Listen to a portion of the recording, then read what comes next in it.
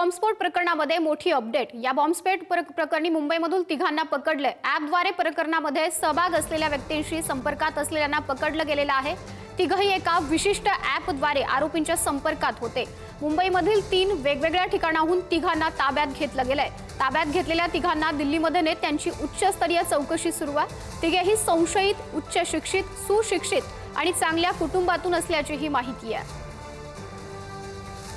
अधिक जाणून घेऊयात, प्रतिनिधी नंदकिशोर गावडे आपल्याशी जोडले गेलेले आहेत। नंदकिशोर, या तीनही व्यक्तींसंदर्भात अधिक काही माहिती समोर आली आहे का? नक्कीच, एकंदरीत जर पाहायला गेलं तर हे तिघही सुसंस्कृत घरातून आणि उच्च शिक्षित असलेले तिघ जण आहेत। त्या तिघांना वेगवेगळ्या ठिकाणावरून खरं तर ताब्यात घेतल्याचं आपल्याला पाहायला मिळतं। प्रकरणाचं आता नवीन मुंबई कनेक्शन जे आहे ते आता सध्या पाहायला मिळतंय। मुंबईतील तिघांना एकूण ताब्यात घेतल्याने त्यांना दिल्ली या ठिकाणी उच्चस्तरीय चौकशीसाठी घेऊन गेल्यात असल्याचं जी माहिती आपल्याला पाहायला मिळते।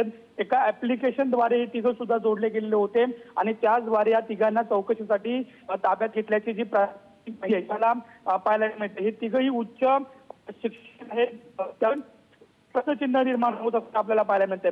या संदर्भात चौकशी जी आहे ती केली जात होती, मात्र पुन्हा एकदा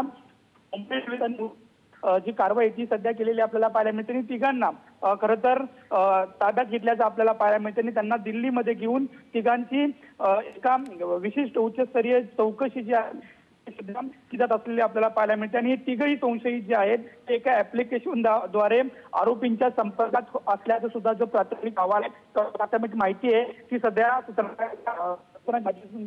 आपल्याला समजत आहे। हो, नंदकिशोर, धन्यवाद दिलेले या सर्व अपडेटसाठी।